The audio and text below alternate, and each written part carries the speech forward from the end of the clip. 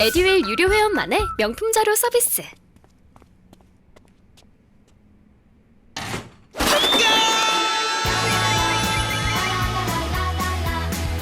고퀄리티 명품 자료의 혜택.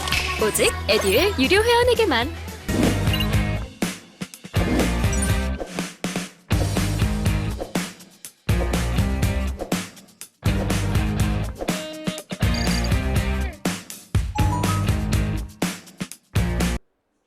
그건 채권 계약입니다. 그러면 전세권에서 전세 얻을 수 있어 없어? 그럼 물권 계약이야. 우리가 전세하고 채권은 엄연히 다릅니다. 민법에서 배울 거예요. 그러면 공짜로도 얻어 살 수 있어요 없어요? 그걸 사용 대차 계약이란 거야. 이해했습니까? 그러면 세배 종류에 관계없이 세입자들을 사용자라는 거야. 집주인들은 뭐라고 그러고? 입주자, 세입자는 사용자. 그래서 이게 공주법에서 예를 부르는 게 뭐냐면, 자, 어느 법조는 입주자만이 나오는 경우가 있어. 어느 법조는 사용자가 나온단 말이야. 그래서 공주법에서는요, 입주자만이 갖는 권리와 의무는 입주자라고 표현하는 거고, 사용자만 갖는 권리와 의무는 사용자라 표현한 겁니다. 그다음에 이제 입주자 등이 나왔어. 항상요, 법에서 여기 입주자라고 표현했죠. 입주자 등이 붙었지. 입주자와 입주자 등은 같은 뜻일까 다른 뜻일까? 법에서는요, 등체가 붙고 안 붙고는 이거 하늘과 땅 차이 이게. 자, 입주자 등은 뭐냐? 자, 법은요, 길게 나이라는 걸 싫어해. 그러니까 입주자와 사용자를 함께 표현할 때 이걸 입주자 등이라는 겁니다. 그럼 앞으로 입주자 등은 입주자와 사용자를 합쳐서 무엇이란다? 입주자 등. 그럼 입주자가 와야 될 자리에 입주자 등이 오면 될까 안 될까? 안 되죠. 이걸 구분하는 게 입주자 관리가 돼. 그래서 가rek대로 설명하면 나중에 우리가 본문에 설명해 줄 건데요. 공주법에는 이런 규정이 있어요. 자, 입주자 대표의 구성원을 동별 대표자랍니다. 동별 대표자. 자, 동별 대표자 선출할 때는요, 이 법에서 원칙이 있는 겁니다. 자, 일정한 요건을 갖춘 입주자 중에서 선거구 입주자 등의 선거를 통해서 선출하게 돼 있어. 자, 누구 중에서? 동별 대표자는 입주자 중에서 입주자 등이 선거를 통해서 선출되어 있단 말이에요. 그럼 입주자가 나왔기 때문에 동별 대표자가 될 수 있는 피선거권, 내가 될 수 있는 자격은 사용자에게는 준다 안 준다? 안 주는 거야. 그럼 입주자가 나왔다는 것은 소유자는 동별 대표자가 될 수 있다는 얘기죠. 자, 배우자와 직계존속도 될 수 있다 없다? 있다. 다만 대리권이 있을 때만. 대리권이 없으면 못 되는 거야. 그럼 사용자는 될 수 있다 없다? 안 되는 게 원칙이에요. 물론 나중에 예외는 있어요. 자, 우리가 동별 대표자 선출해서 2회 선출 공고를 했어. 선출 공고 몇 번? 2회까지 입주자인 후보자가 한 명도 안 나왔단 말이야. 그럼 3회차부터는 사용자도 나올 수 있어. 그죠? 원칙적으로 사용자에게는 피선거권이 인정되지 않아요. 입주자 대표는 재산권을 행사하는 권한이 있기 때문에 이건 민법상 권리 능력 없는 사단의 성격을 갖고 있어요. 그러니까 사용자는 원칙적으로 주는 게 아니야. 근데 입주자 등이 선거를 통해 선출한다 했죠? 그럼 입주자 등이기 때문에 사용자도 포함이 돼 있어 안 됐어? 돼 있죠. 그럼 사용자는 피선거권은 인정되지 않지만 선거권은 인정이 된다는 얘기지. 그럼 앞으로 원칙적으로 동별 대표자는 입주자 등 중에서 입주자 등의 선거를 통하여 선출한다면 X가 되는 질문이지. 누구만이 될 수 있는 거니까. 그게 구분한 게 이제 공법의 문제가 되는 거예요. 근데 그 어려운 문제 아니에요. 입주자와 입주자 등이 하는 건 대부분 재산권 행사의 가능성은 입주자만이 갖는 거고 재산권 행사가 아닐 때는 사용자도 같이 우리가 그 권한을 줍니다. 그래서 대부분 공주법에서는요, 입주자만이 갖는 권리와 의무는 입주자로 표현하는 거고 입주자와 사용자가 동시에 갖는 권리와 의무는 입주자 등이라 이렇게 표현해 준 거야. 그래서 이 개념이 엄청 중요해요. 그래서 우리가 나중에 소장님이 서면동의 받는데 어느 경우는 입주자한테만 서면동의 받는 경우가 있어요. 어떤 경우는 입주자 등한테도 함께 서면동의 받는 경우가 있단 말이야. 그걸 구분하는 게 또 하나의 입주자 관리에서 앞으로 중요한 내용이 되는 겁니다. 그럼 나중에 이제 뭐 세부적인 내용은 볼 거고 앞으로 이건 개념을 기억해야 돼요. 공주법상 집주인들을 무엇이라고 그러고 입주자, 세입자를 사용자. 그러면 이 양자를 합쳐서 입주자 등 이건 엄청 중요한 내용이 되는 겁니다. 근데 여기서 사용자인데 임대주택의 임차는 제한다 했지. 그럼 분양주택의 세입자는 사용자, 임대주택의 세입자는 임차를 불러준 거야. 분양주택의 세입자 뭐라고 그러고? 사용자. 임대주택의 세입자는 임차인. 그러면 앞으로 공동주택관리법령 본문안에서도 임차인 나올 거야. 임차인. 그건 임대주택의 세입자다 이해하시면 돼요. 그러면 사용자라는 용어는 분양주택의 세입자다 이렇게 구분해 주는 겁니다. 그래서 분양주택이냐 임대주택이냐에 따라서 이 세입자를 사용자와 임차인을 구분해서 우리가 표현을 달리 해주는 겁니다. 그러면 넘어갑니다. 자, 입주자 대표 회의. 뭐 우리 시험에서 가장 많이 출제가 되는 거죠. 자, 입주자 대표 회의란 공동주택의 입주자 등을 대표하여 일단 누구를 대표하는 거다. 입주자 등을 대표하는 겁니다. 대표하여 관리에 관한 주요 사항을 결정하기 위하여 구성하는 자치 의결 기구를 말한다. 그래서 자, 여러분 단지 여러 가지 안건이 있잖아. 그걸 의결로서 의사결정하는 기관을 입주자 대표회라 표현한 겁니다. 그래서 어떻게 보면 단지 안에서는 뭐 신과 같은 영역이죠. 뭐 갑입니다. 갑. 갑. 그래서 자치 의결을 입주자 대표회라는 거고 이게 틀려요. 우리가 자, 의무 관리 대상 공동주택은 입주자 대표가 의사결정합니다. 근데 여러분 단지가 의무 관리상이 아닐 때는 공주법에라 집합 건물의 소유 및 관리에 관한 법률 직권법이 정돼서 그건 관리단이 구성되도록 돼 있어. 그래서 관리단에서 의사결정을 하도록 돼 있습니다. 그래서 이게 법이 어느 법이 정의돼서 이 표현 형태가 달라지는 겁니다.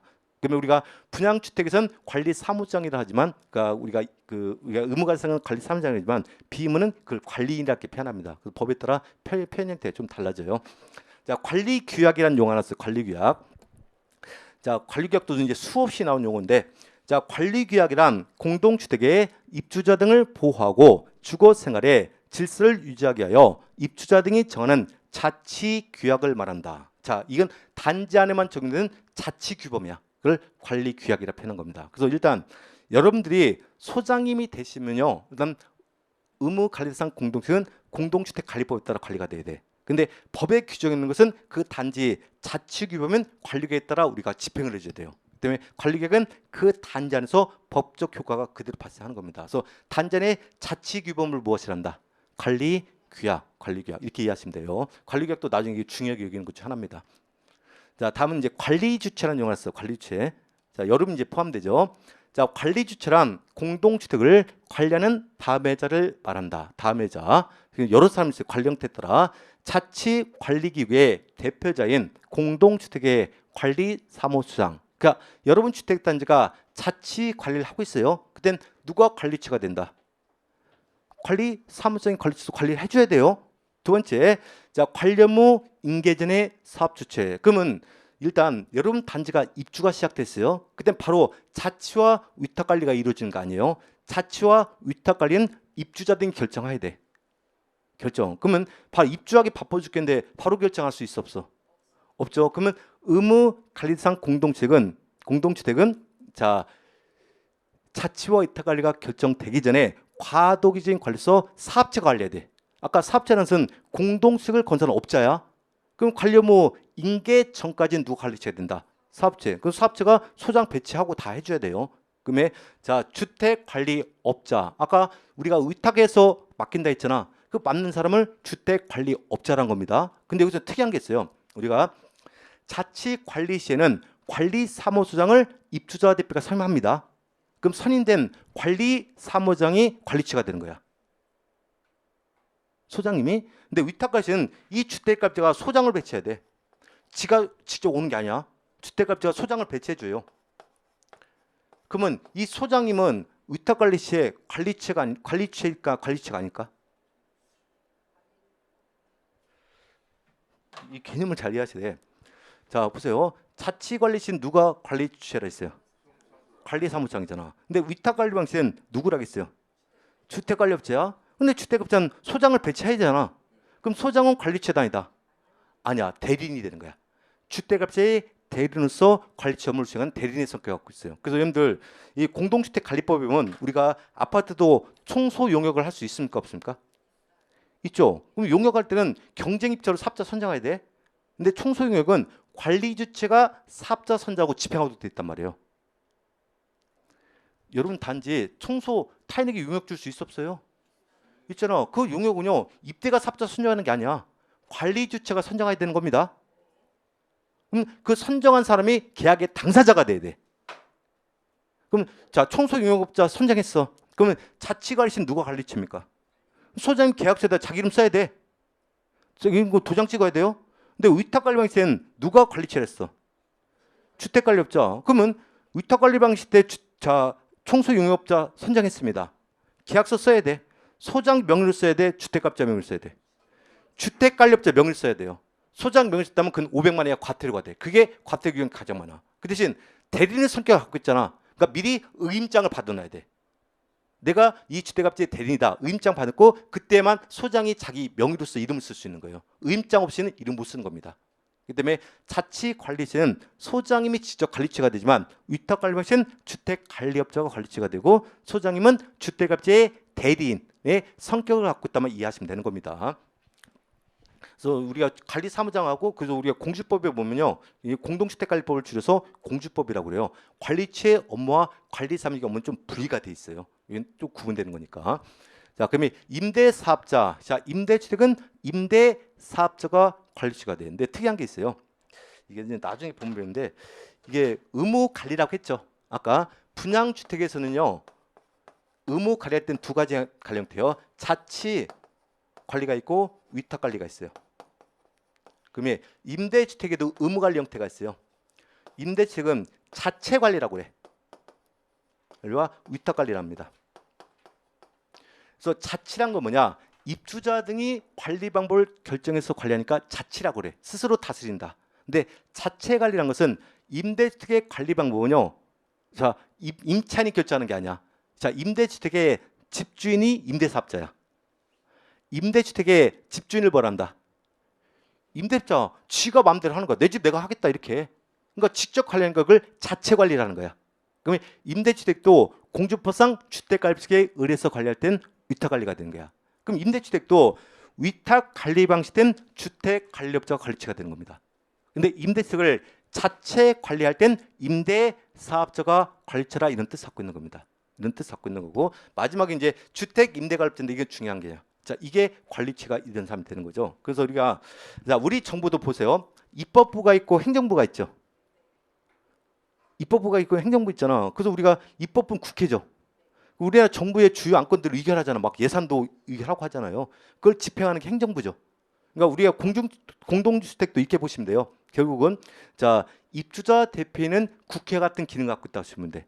그러면 관리체는 행정부로서의 기능 갖고 있다고 하면 돼. 그럼 입대에서 의결했잖아요. 그 안건을 누가 집행할 거냐? 관리체가 집행해서 관리하는 거지. 그래서 국회와 같은 기능을 갖는 것은 입주자 대표가 되는 것이고 행정부와 같은 기능을 갖는 게 관리 주체라 이해하시면 되는 거죠. 이 그림이 있나 모르겠네. 그래서 우리가 공동주택을 관리하는 관리기구가 있어요. 관리기구 중에 첫 번째 입주자 등도 하나의 관리가 됩니다. 우리는 의사결정권이 있기 때문에 나중에 우리가 입대해서 의사결정하더라도 어떤 사항은 입주자 등의 동의를 받거나 서면 동의를 받는 경우도 있어요. 그래서 입주자 등도 하나의 관리기구가 되는 겁니다. 또 이제 입주자 대표회. 자, 입주자 대표는 이제 동별협회에서 구성합니다. 구성하면 그 안에 이제 감사 2인, 감사 2인 이상, 이사 1인 이상, 회장 1명을 선임할 때 있어. 그 이때는 자치 2개월서 자, 국회 같은 기능을 갖는 입법부의 기능을 갖고 있는 거고요. 그러면 이제 자, 그러면 이 입대를 선임을 우리가 동별협회를 구성하나 임을 선출하기 때 그때 이제 선거관리위원회가 구성됩니다. 그래서 선거관리위원회도 하나의 관리가 구성되는데 선거관리위원회에서도 단지 규모에 따라 달라집니다. 그래서 500세대 미만 이상일 땐 5명 이상 9명 이하로 구성되고 500세대일 땐 3명 이상 9명 이하로 구성돼요. 근데 우리 단지는 몇 명으로 할 거냐? 그건 여러분 단지 관리 규약으로 정하면 되는 겁니다. 그러면 마지막으로 이제 관리 주체에서 이 네 가지 관리규가 공동체를 관리하는 사람이다 이렇게 보시면 되는 거예요. 그래서 앞으로 입주자 등이 어떻게 뭘 할 거냐? 앞으로 입대에서는 어떻게 구성하고 어떻게 운영할 거냐? 의결할 거냐? 그러면 선거 관리는 어떻게 구성해서 선거 지원을 어떻게 해줄 거냐? 자, 관리체는 어떤 업무를 어떻게 집행할 거냐 그 내용을 지금부터 하나하나 이렇게 배워가는 거예요. 그래서 이 네 가지를 합쳐서 관리기구다 이렇게 표현해 주는 겁니다. 관리기구다. 자, 이제 주택관리사보가 나오고 주택관리사인데 그냥 이해만 하시면 돼요. 주택관리사보란 주택관리사보 합격증서를 발급받은 사람을 우리가 주택관리사보라 하는 거고, 자, 주택관리사란 뭐냐? 자, 주택관리사 자격증을 발급받은 사람을 주택관리사라는 겁니다. 자, 보니까 표현 형태 들죠. 보는 자격증이 아니라 뭐라는 거야? 합격증서. 사가 되면 우리가 자격증을 표현합니다. 물론 양자를 합쳐서는 자격증이라고 그래. 근데 보와 사를 구별 땐 보는 합격증서 하는 자격증서. 그러면 이 양자를 합쳐서 주택관리사 등이라 표현한 겁니다. 그래서 주택관리사 등이라는 내용을 할 땐 사와 부를 합쳐서 의미한다. 그래서 합격이란 것은 몇차 합격을 해야 되는가요? 여기서 합격 증서는 2차 합격 증서지 1차 합격 증서는 아니에요. 그래서 1차는 시험이 아니에요. 2차 시험을 볼 사람은 우리가 하나의 권리를 취득할 뿐이고 본 시험은 2차에 합격해야 되는 거야. 1차는 시험이 아니다. 시험 아니에요. 그래서 합격은 2차 합격을 의미하는 거야. 1차 아니에요. 그래서 올해가 이제 제가 이제 올해 시험 때문에 스트레스 많이 받았고 지금 막 여기 뭐 원형탈 막 크게 나왔어요. 이건 항상 시험 첫 번째 시시안에는 변수가 많거든. 올해 상대평가 처음이잖아. 이게 시험이 어떻게 미칠까 고민을 많이 했었어요. 근데 제가 올해 이게 우리나라에서 산업인력공단에서 시하는 시험 중에 상대평가 시험 몇 군데 있어요. 뭐 공인노무사도 있고 간평사도 있고 간평사는 정확한 상대평가는 아닌데 그건 합격률로 몇 퍼센트를 정하기 때문에 합격 인원수 정하는 게 아니고 그다음에 이제 우리 주택가사에서 세 군데가 상대평가인데 대부분 공인노무사나 또는 감정평가사 같은 건 1차 합격률이 대략 50%에서 60%가 나옵니다. 1차 합격률이 50에서 60%. 그러면 2차가 대부분 10대 1 경쟁률이에요. 10대 1. 그러니까 1차 합격에도 10명 중에 시험을 응시하면 한 명밖에 안 뽑아. 이게 상대평가 원리거든. 근데 올해 주택가사 시험은 첫 번째 상대평가인데 1차 합격률이 몇 퍼센트 나왔을까요? 약 올림에서 12%야. 그다음에 2차 경쟁률이 76%가 합격률이 들어왔어요. 1,700명 뽑았으니까. 그래서 대략 1.3대 1인가 이것밖에 안 되더라고. 그러니까 그래서 이거는 좀 상대평가로 전환시키고 나서 이거 수험생을 너무 기만하는 행위 아니냐. 왜냐면 우리 공인노무사나 감정평가사 우리보다 훨씬 더 고급 시험이에요. 우리도 전문이지만 걔는 더 고급 시험이란 말이야. 그 고급 시험에서도 상대평가에서 1차 합격률을 50에서 60% 만드는데 우리는 너무 11%인가 첫 번째 시험이다 보니까 산업인력공대 좀 실수를 한 부분이 있는 것 같아요. 난도 조절이나 이런 문제에서. 그래서 제가 민원을 제기해놨어 지금. 야, 이건 너무 수험생을 기만하는 거 아니냐. 그래서 이게 우리가 간평사나 이 공인노무사는 좀 젊은 세대들, 20대들이 공부 많이 한 거지만 대부분 우리 주택가서는 40대, 50대들이 주가 많아요. 주가 많은데 이 성인들이 공부하는 이 코로나 시국에 어렵게 공부했는데 1차부터 이렇게 허무하게 망가놓으면 어떻게 되냐. 해서 제가 민원을 제기했어, 민원. 왜냐면 산업인력공단이 환노위 소속이란 말이야. 환경노동부 국회. 오케이. 그래서 이 대전 시내에 있는 그 국회의원 6분인가요? 대전광역시에. 예? 저건 이제 집이 대전입니까? 찾아보니까 이 동구의 국회의원께서 환노위 출신이시더라고. 아니 의원장 국토교통부에 국회 이제 저기 환경노동부가 있단 말이야. 거기 산업인력공단 거기 피감기관이거든. 그때 찾아봤더니 동구 국회의원께서 환노위 소속이시더라고. 동구 사세요? 예? 아니 그래요? 그분한테 내가 장문의 글을 남겼어. 응? 장문의 글을. 잘난 게 아니라 아니 이건 너무 기만한 행위다. 왜냐면 1차 시험에 왜냐면 다른 시험과 형평성이 있는데 첫 번째 시험이라서 이렇게 11% 하는 것은 그다음에 상대평가에서 절대평가 상대평가를 쳤는데 합격 인원수가 조금밖에 안 줄었어요. 그게 중요해. 그럼 왜 상대평가로 전환 이유가 뭐냐? 시험에 의미가 없는 거 아니야? 그랬더니 이번 지금 국정감사 기간이잖아요. 예, 국정감사 기간이라 감사 기간에 좀 피감 기간으로서 좀 걔들 좀 다스려라. 장난 좀 치지 말게 좀 해줘라. 왜 시험을 간혹가다 걔들이 장난쳐요. 협회 주택가사 협회에서 로비 받고 해가지고 민원을 안 깨지면 나한테 죽을 거야 막 그렇게요. 저 성격이 한번 한다면 해요. 그렇게 친조카예요. 조카라 이제 암담다서 아마 1차 무난하게 내라 아마 피감을 할 거예요 문다.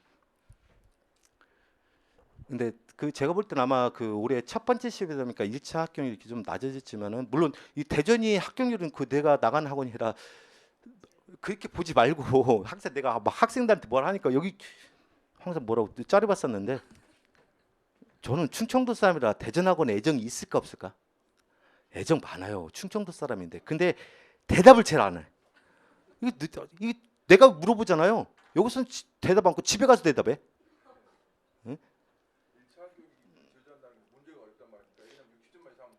합격하는데 문제 난도 조절을 너무 어렵게 조절했어요. 여기면 최소한 올해 같은 건 이제 어떻게 보면 회계 원리가 우리가 산업인력공대 시험 중에 이제 간평사도 회계 원리인데 원가에는 간평사보다 더 어렵게 나왔어.